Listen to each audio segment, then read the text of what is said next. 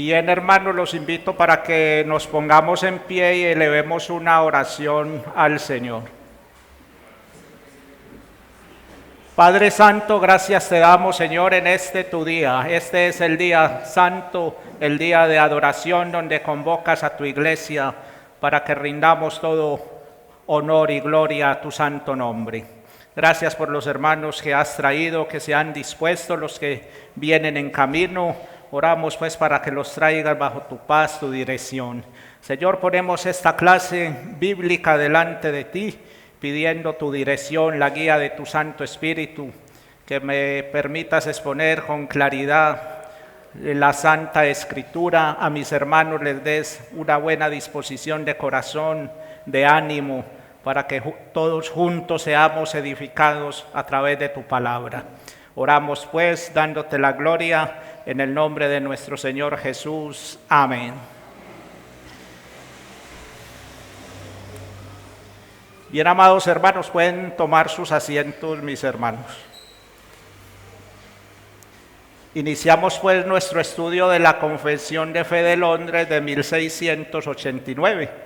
Recordarles que la Confesión de Londres es la que como Iglesia Bautista Reformada nos adherimos.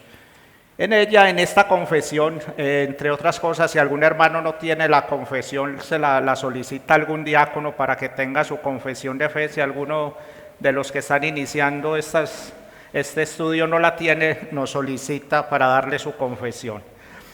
La confesión de fe es un mini tratado teológico, donde están plasmadas 32 doctrinas que creemos como Iglesia Reformada. O sea, son doctrinas pero sacadas de la Escritura.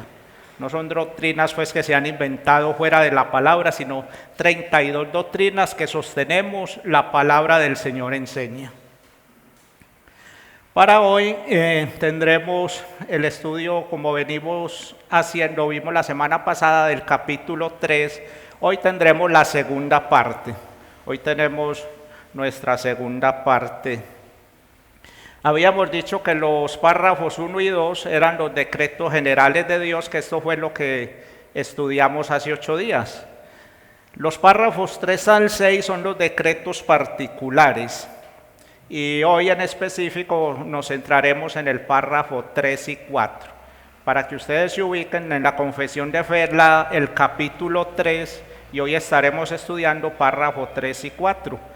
El párrafo 7, que lo estaremos viendo más adelante, es una exhortación pastoral.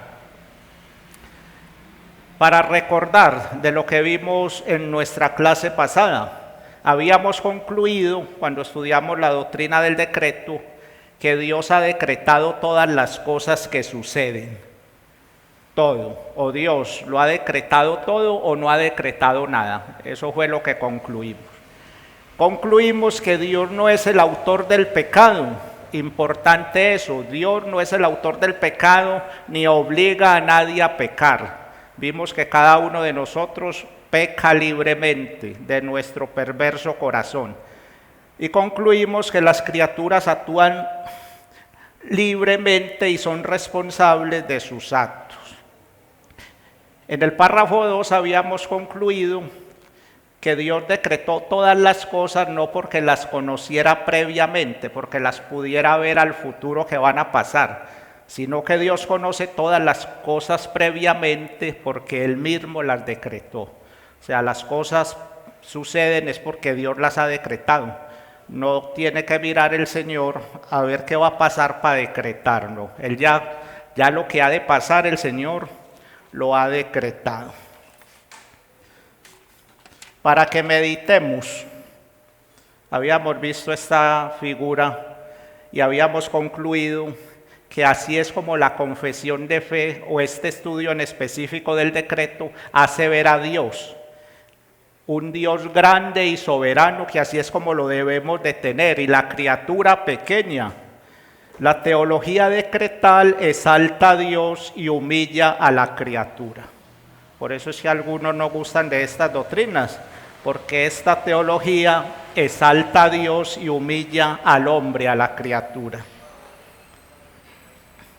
Hoy nos adentraremos en el estudio del párrafo número 3 del capítulo 3.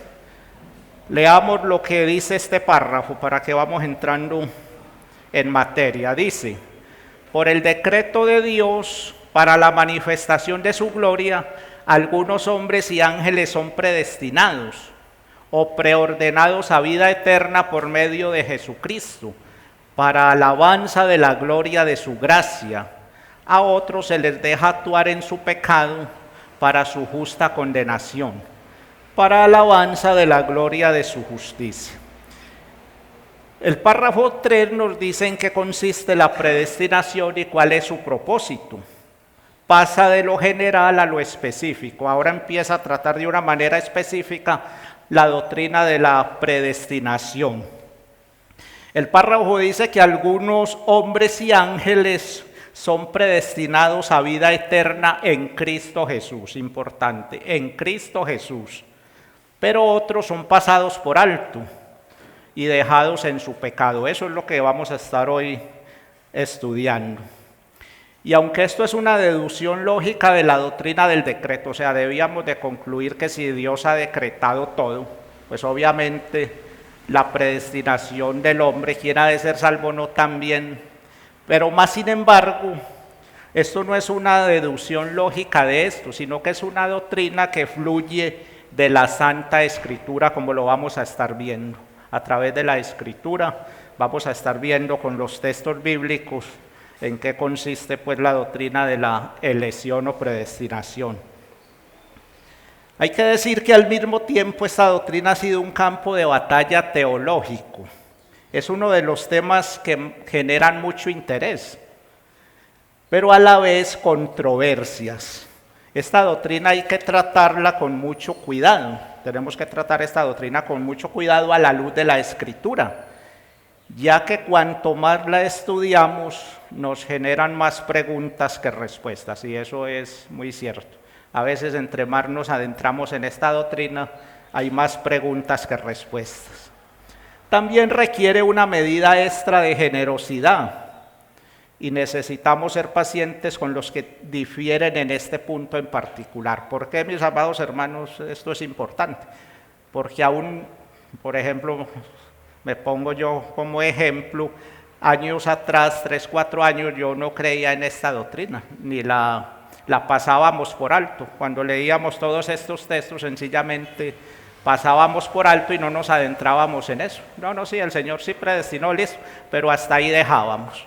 No nos tomábamos en serio estudiar esta doctrina de la predestinación. Por eso sabemos que algunos podrán diferir, pero el propósito es a través de mostrar del estudio de la confesión de fe que esta doctrina sí es bíblica, que la palabra la avalúa, la avala. Muy bien. Dios pudiera haber hecho 4 cosas en cuanto a la salvación del hombre. Vamos a meditar en esto. El Señor, en nuestro estado caído, recordemos que todos estamos en un estado caído en Adán, el pecado entró y todos nacemos siendo pecadores. El Señor hubiera podido hacer una de estas 4 cosas en cuanto a nuestra salvación. No salvar a ninguno de los hombres en su estado caído. Dios no estaba obligado a ejercer misericordia en nadie. O sea, el Señor no le debe misericordia a nadie. Sencillamente el Señor podía no haber salvado a ninguno. 2, Él podría brindar una oportunidad para que todos sean salvos, pero no hay garantía de que alguien se salve. O sea, hubiera dicho, está bien, todos pueden ser salvos, eso sí, el que quebrante mi ley, mis mandamientos, o sea, entonces no hay ninguna garantía de salvación. 3, Dios podría inmiscuirse en la humanidad e influenciar en el hombre, bien sea para salvar a algunos o a todos. Y es que hay algunos que sostienen la universalidad de la salvación, sí. Muchos sostienen que al final todos serán salvos, aún el mismo diablo y sus mismos ángeles caídos. Eso lo enseñan algunos. Pero eso queda totalmente descartado por la Escritura, porque la Escritura es muy clara al decirnos que muchos irán a la perdición eterna. Apartaos de mí, malditos, al juego eterno, ha dicho el Señor. Pero si miramos bien en este cuadro, analicemos esto. Unos obtienen misericordia, o sea, aquellos que Dios quiso ejercer e influenciar en su salvación. Unos obtienen misericordia, que entre otras cosas la misericordia es no justicia. Otros obtienen su justicia, pero ninguno de estos 4 puntos que vimos, en ninguno de esos casos se obtiene injusticia. Notémoslo, unos obtienen misericordia, otros la justicia de Dios, pero ninguno de ellos obtiene injusticia porque Dios no obra bajo ninguna manera la injusticia. Dios es un ser totalmente justo, santo y perfecto.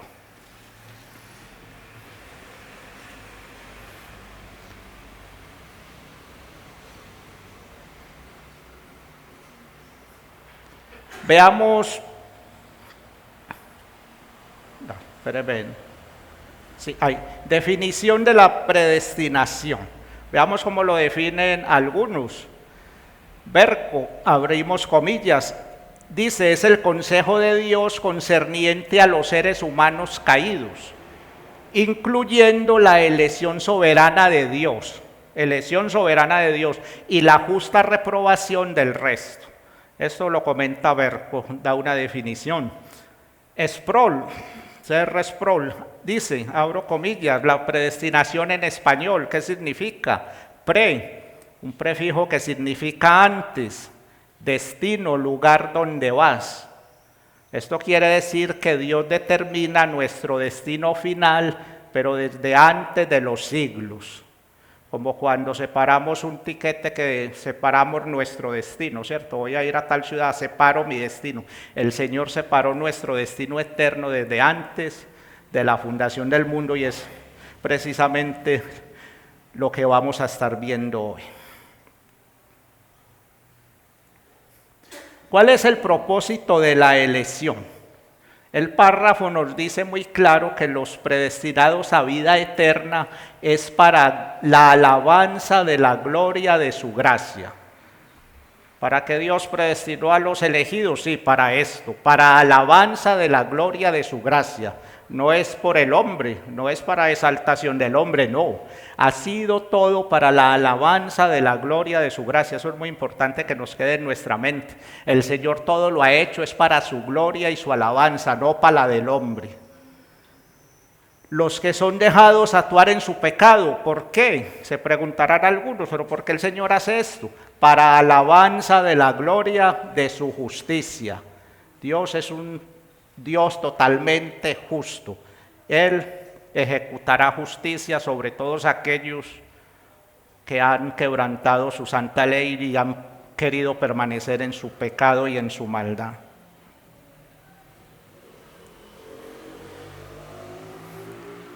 Vamos a adentrarnos entonces a ir desarrollando esta doctrina de la predestinación. Por el decreto de Dios para la manifestación de su gloria, algunos hombres y ángeles son predestinados o preordenados a vida eterna. Vamos a centrarnos en esta primera parte de los ángeles. En primer lugar, la Biblia nos menciona que hay ángeles escogidos. Enseguida vamos a estar viendo según el texto. Nos dice que hay algunos ángeles que son escogidos. En segundo lugar, también menciona ángeles que serán juzgados eternamente, como lo dice por ejemplo Mateo 25:41, que dice, dirá a los de la izquierda, apartados de mí, malditos, al juego eterno preparados para el diablo y sus ángeles. O sea, hay unos ángeles que fueron escogidos y otros no fueron escogidos. La discusión en cuanto a los ángeles se centra básicamente en cómo afecta la obra redentora de Cristo los ángeles, puesto que los ángeles no son ni perdonados o redimidos por su sangre, ya que estos ángeles que han permanecido en su estado no han pecado, ¿cierto? Entonces la pregunta es cómo ha afectado la obra de Cristo en cuanto a los ángeles. Bien, nuestros hermanos reformados basados en Colosenses 1:20, que dice lo siguiente, leo por ustedes, y por medio de él reconciliar consigo mismo todas las cosas, tanto sobre la tierra como en los cielos. Entonces, primero veamos nuestra base bíblica, primera de Timoteo 5:21. Te encarezco delante de Dios y del Señor Jesucristo y de sus santos ángeles escogidos. Subrayen ahí, sus santos ángeles escogidos. Que guardes estas cosas sin prejuicio, no haciendo nada con parcialidad. Nehemías Cor nos da un comentario que nos puede ayudar mucho. Dice, abro comillas, son confirmados en la gracia, establecidos y asegurados en su posición por Cristo, en su estado de pureza. La obra de Cristo, como lo leímos en el texto de Colosenses, ¿en qué estado afecta a los ángeles? En que los confirma en su gracia, para que estos ángeles se mantengan en este estado de santidad y de pureza, pues como dice, los ángeles no fueron perdonados o redimidos, eran capaces de caer tanto como los otros ángeles que cayeron libremente antes. La obra de Cristo los confirma entonces, son escogidos para permanecer en su estado de gracia, asegurando que estos santos ángeles no puedan caer ya de su estado de gracia.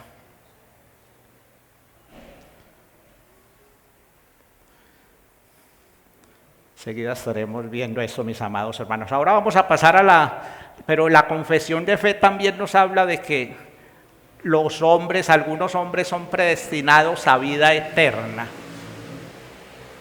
La palabra de Dios declara que los que son salvos recibieron la gracia ganada por Cristo, porque Dios los había escogido en Cristo y así los había predestinado para la gloria que Cristo ganó para ellos.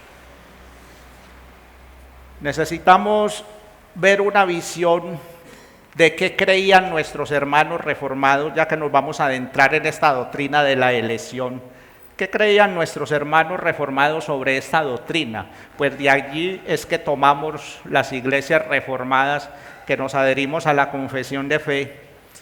Ian Murray dice lo siguiente: la doctrina de la elección era vital para los puritanos.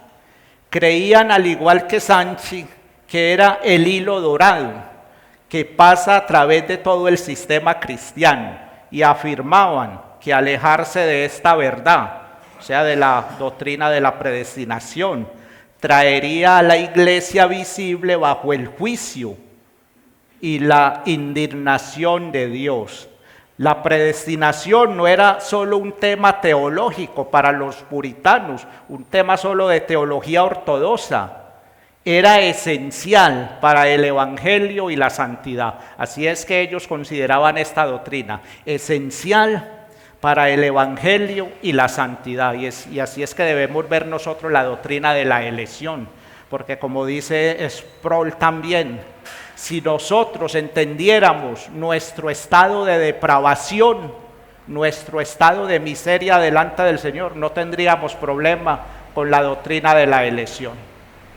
Nos quedaría claro que solo Dios puede haber salvado al hombre escogido. William Perkins ha identificado 4 puntos a través de la historia que nos van a ayudar a mirar cuáles eran las posiciones o son las posiciones que se han sostenido en cuanto a esta doctrina. Dice, los antiguos y los nuevos pelagianos, que ponen la causa de la predestinación en el hombre, en que Dios ordenó que el hombre muriera o viviera según su conocimiento previo de los que lo rechazarían en su libre albedrío o aceptarían la gracia, la oferta de la gracia. Es decir, este punto pone la salvación en manos del hombre. El hombre es el que elige si acepta la oferta de la gracia o no. Esto lo ha sostenido Pelagio, que fue el contrincante de nuestro hermano Agustín, de San Agustín, y los nuevos pelagianos que nos dicen lo mismo, ¿no? El hombre es el que decide si acepta o no la gracia de Dios. 2, los luteranos. ¿Qué sostienen los luteranos? Que Dios escogió a algunos para salvación por pura misericordia, pero rechazó al resto porque vio de antemano que rechazarían su gracia. Esto es lo que sostienen los luteranos. 3. Los semipelagianos católicos romanos atribuían la predestinación de Dios en parte a la misericordia. Ellos decían, sí, en parte Dios ayuda, pero en parte a la preparación y obras meritorias, humanas, vistas de antemano. En resumidas cuentas, ponen la salvación en sus obras. 4. Doctrina sostenida por Agustín y por nuestro hermano Calvino, que de ahí tomamos todos los reformados. Dice, por último, los que enseñan que Dios salva a algunos solo por misericordia y condena al resto por causa del pecado, pero que la predestinación divina en cuanto a ambas, sea para salvación o sea pasados por alto, en cuanto a la salvación de ambas, no tiene otra causa que la voluntad de Dios. O sea, Él es soberano en todas estas decisiones. Las 3 primeras las descartamos totalmente. Esta última que hemos visto, es pues la que adoptamos como Iglesia Bautista Reformada, de que Dios nos escogió por pura gracia.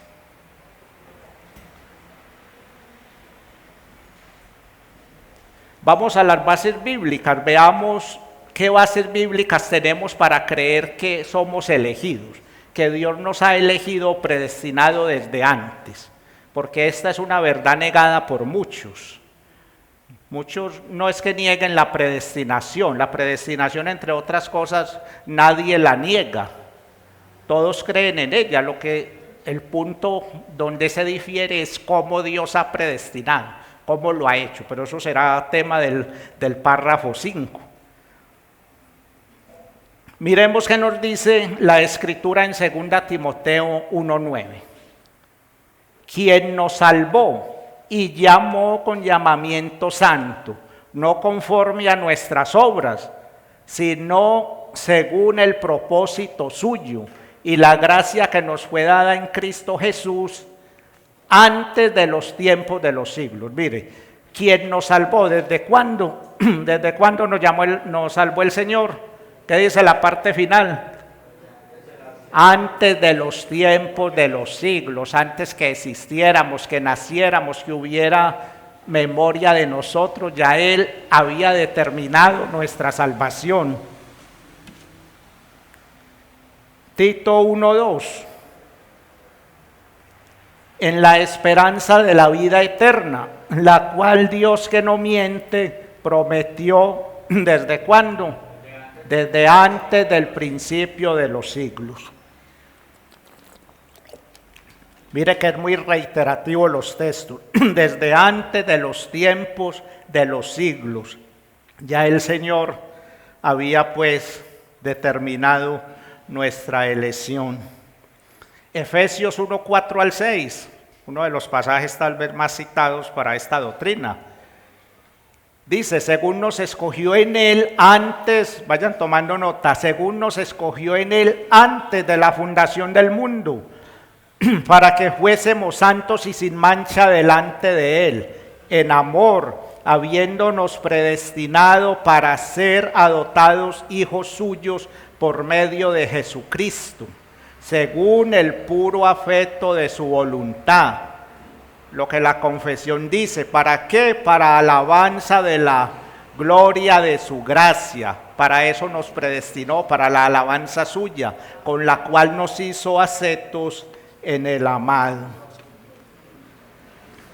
La Escritura creo que es muy clara. Nos escogió en Él antes de la fundación del mundo, habiéndonos predestinado para ser hijos suyos, pero esto solo es para la alabanza de la gloria de su nombre. Esto no es por causa del hombre.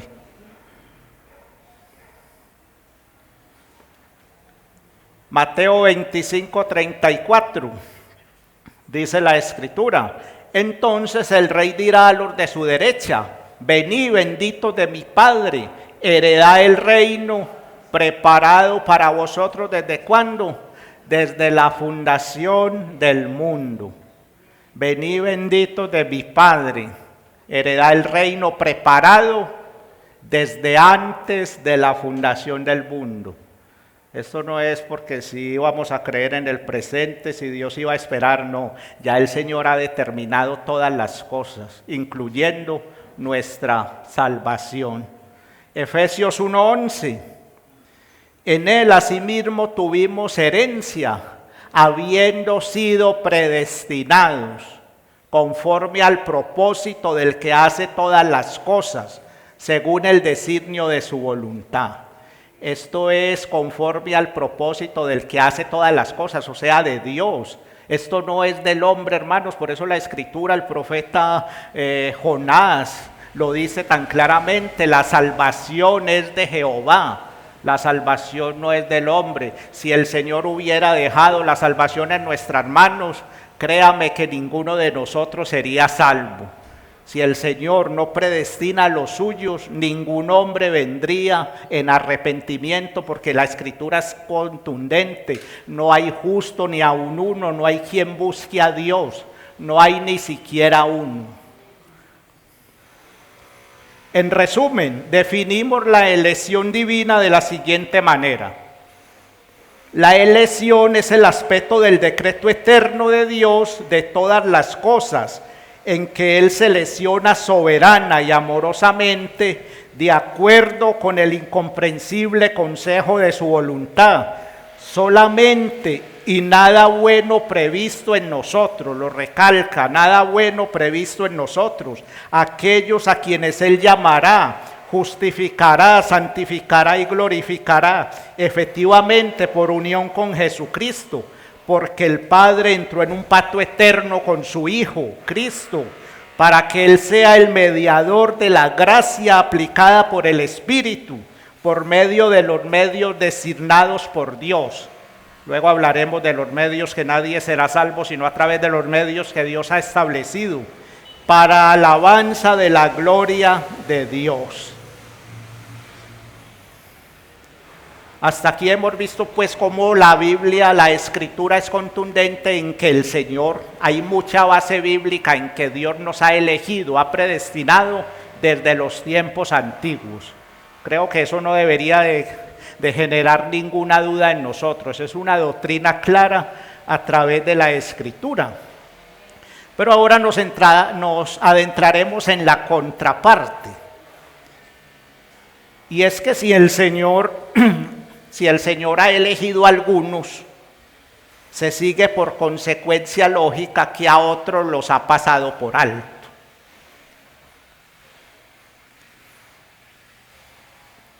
Es una doctrina esta de la preterición, como la llaman algunos, o la reprobación, muy objetada, pero vamos a ver que es una doctrina bíblica también, de que Dios ha pasado a algunos por alto en la salvación. Si Dios ha seleccionado a algunas personas para la salvación por gracia, entonces el resto será condenado justamente, de acuerdo a la voluntad de Dios. Las Santas Escrituras nos dan testimonio de este santo decreto. Leo para ustedes, no está ahí, enseguida vamos a ver bases bíblicas. Leo para ustedes Apocalipsis 17:8. Dice: la bestia que has visto era y no es, y está para subir del abismo e ir a perdición. Y los moradores de la tierra, presten atención que esto es la parte que nos interesa, y los moradores de la tierra, aquellos cuyos nombres no están escritos, ¿desde cuándo? Desde la fundación del mundo en el libro de la vida, se asombrarán viendo la bestia que era y no es y será. Esto pues de la bestia ya es tema de Apocalipsis. Lo que nos centra es el pasaje donde dice aquellos cuyos nombres no estaban escritos. ¿Pero desde cuándo? Desde la fundación del mundo. Ellos no estaban escritos para salvación ni para vida eterna. Y ahora vamos a ver que no es que el hombre no sea responsable de su salvación, claro que sí. Vimos en el decreto que el hombre es totalmente responsable de su pecado y de su maldad.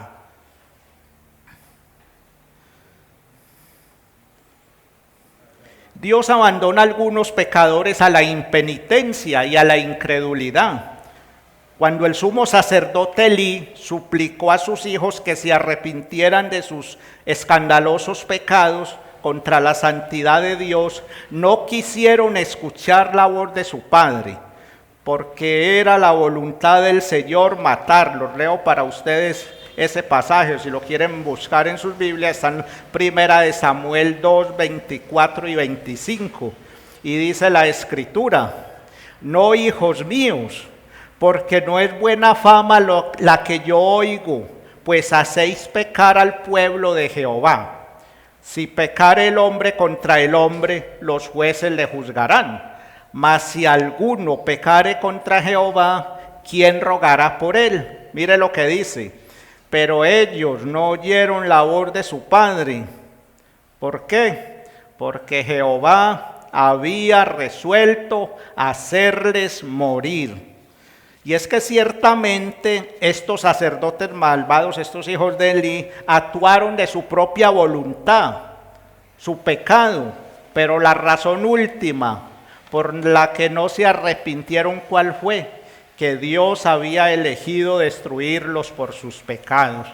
Dice ahí: pero ellos no oyeron la voz de su padre, porque Jehová había resuelto hacerles morir. Si echamos un vistazo también a Hebreos 3, 18 y 19, cita el autor de Hebreos, citando a la generación en el desierto cuando iban a entrar a la tierra prometida. Mira, hermanos, lo que dice que el Señor juró en su ira. Presten atención a esto. El Señor juró en su ira que no entrarían en mi reposo. Y toda esta generación, salvo quienes, 2 personas únicamente de esa generación que salió. ¿Quién los recuerda? Josué y Caleb, salvo ellos 2, todos perecieron en el desierto. Como lo ha comentado alguno de nuestros hermanos, miren, en el nivel divino, revela que Dios a veces consigna, incluso con juramento, porque Él interpuso juramento, juró el Señor, que no entrarán en mi reposo.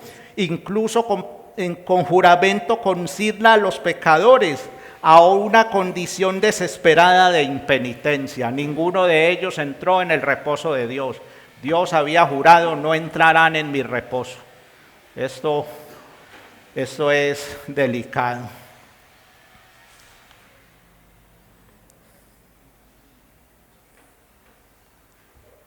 Vamos a la base bíblica. ¿Qué otras bases bíblicas tenemos en la Escritura para esta doctrina de que Dios ha pasado por alto a algunos hombres? Judas 1:4. Porque algunos hombres han entrado encubiertamente, los que desde antes habían sido destinados para esta condenación, hombres impíos que convierten en libertinaje la gracia de nuestro Dios. El pasaje de Judas es que falsos maestros se han infiltrado y estaban pervirtiendo la gracia de nuestro Dios. Pero ¿qué dice Judas? Que habían sido destinados para esta condenación. Destinados para esta condenación. Romanos 9:22. ¿Y qué? Si Dios, queriendo mostrar su ira y hacer notorio su poder,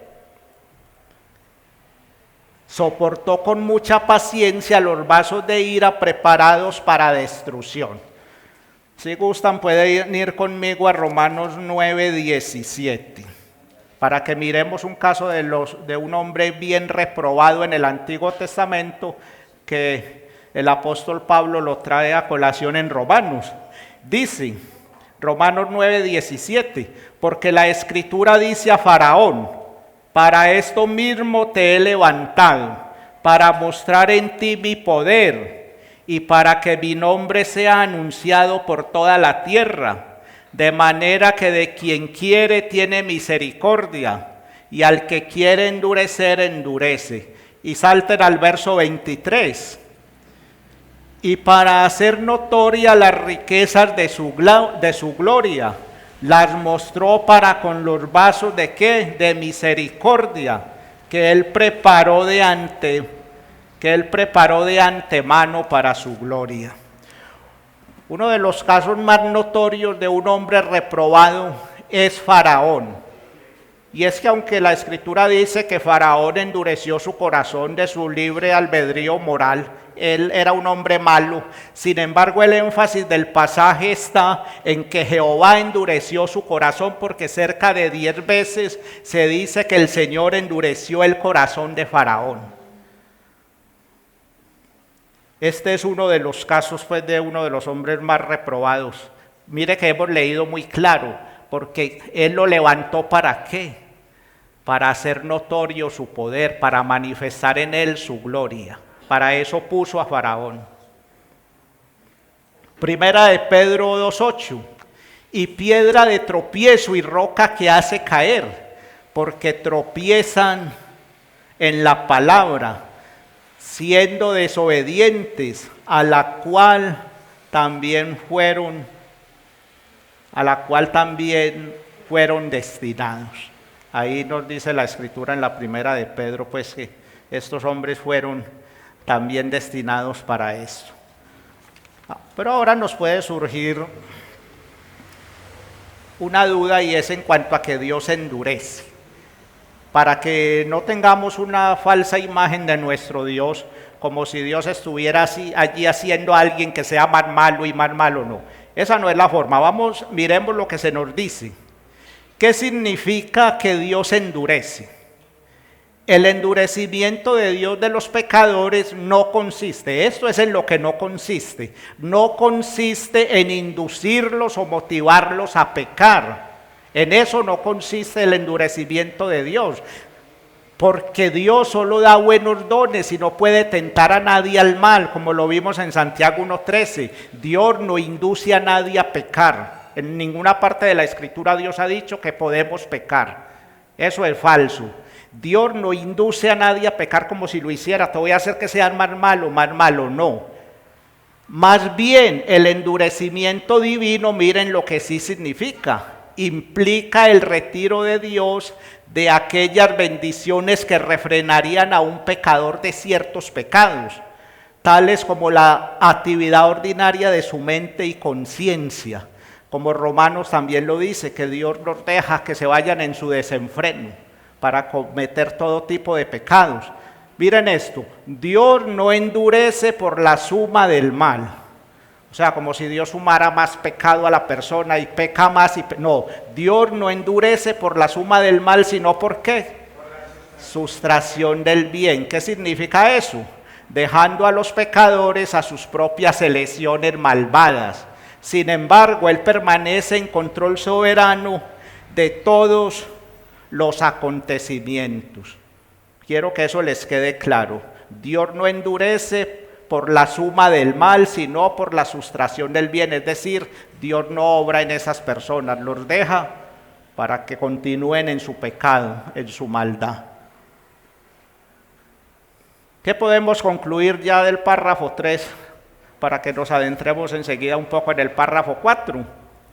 Dice, de lo que hemos estudiado podemos afirmar que las Escrituras simplemente dicen aquí cito a G. Williamson, abro comillas, las Escrituras simplemente dicen así, que Dios concede a algunos hombres lo que sin duda merecen. ¿Qué es lo que merecen? La condenación, que es la que merecíamos todos, ¿cierto? Mientras que a otros les da el regalo completamente inmerecido de la salvación, lo cual no merecen de ninguna manera. ¿O quién merecía aquí la gracia de Dios? Ninguno.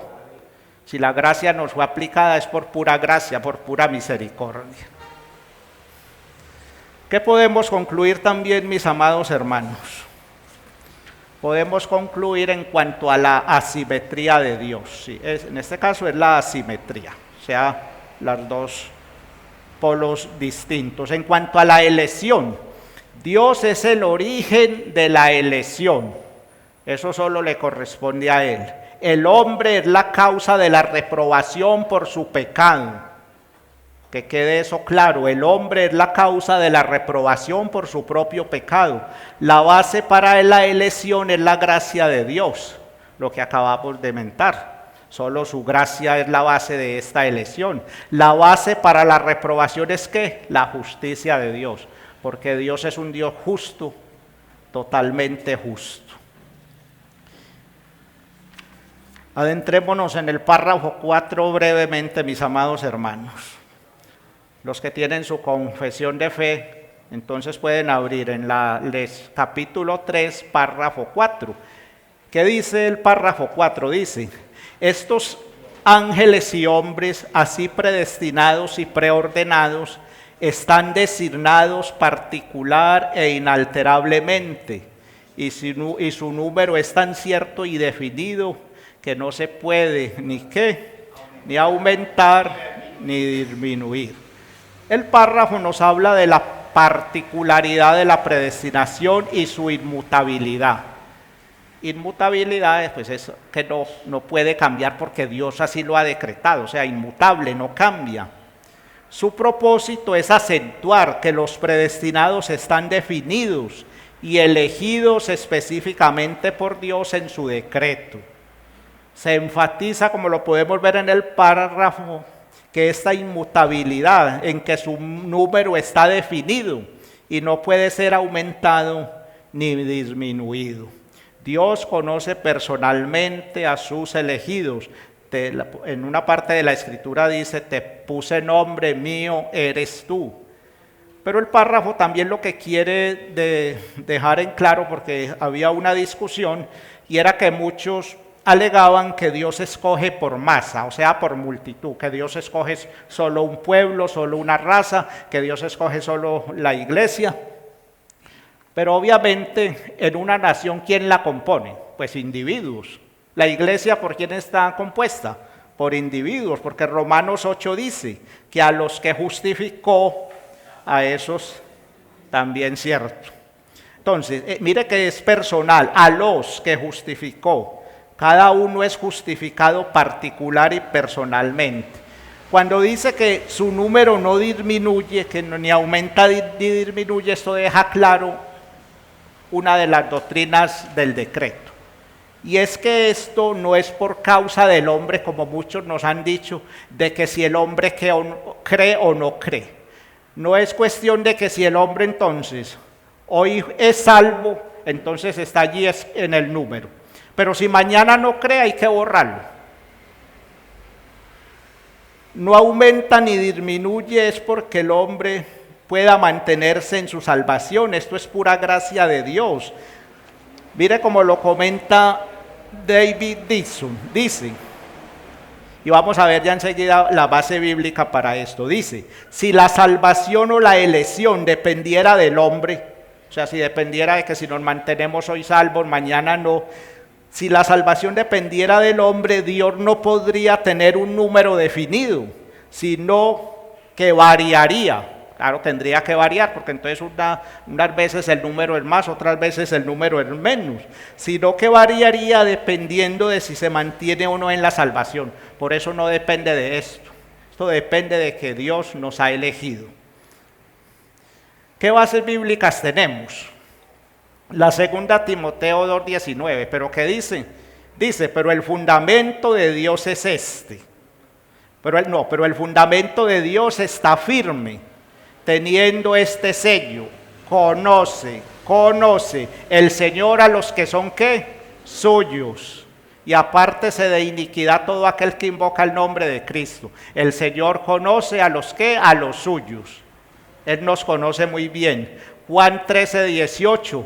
No hablo de todos ustedes, yo sé a quienes he elegido. Mire, yo sé a quienes he elegido. Mas para que se cumpla la escritura, el que come pan conmigo y levantó contra mí su calcañar. El Señor conoce muy bien a los que Él ha elegido. Juan 10:14 y 15. Yo soy el buen pastor. ¿Y qué? Y conozco mis ovejas. El Señor conoce muy bien cuáles son sus ovejas. Y las mías me conocen. Así como el Padre me conoce, yo conozco al Padre. Y pongo mi vida por las ovejas. La Escritura es clara. El Señor conoce muy claramente cuáles son sus elegidos, sus ovejas. No hay ninguna oveja que no sea de su redil que se pueda infiltrar allí. Conclusión del párrafo 4. De lo que hemos estudiado podemos afirmar que Dios conoce y ha sellado a sus elegidos. Hermanos, Él nos ha sellado con su Santo Espíritu, como también lo dice la Escritura, ¿cierto? El Espíritu Santo es nuestra zarra, nuestra garantía. Sus elegidos han sido sellados con su Santo Espíritu. 2, que su decreto es inmutable, por tanto su número no puede ser aumentado ni disminuido. Bien, mis amados hermanos, vamos a orar para que entremos en la sesión de preguntas. Padre amado, gracias te damos, Señor, por nuestro estudio bíblico, la clase en especial de la predestinación, Señor, que has predestinado a hombres para vida eterna, a otros los has pasado por alto. Creo que la doctrina es clara a través de tu santa palabra.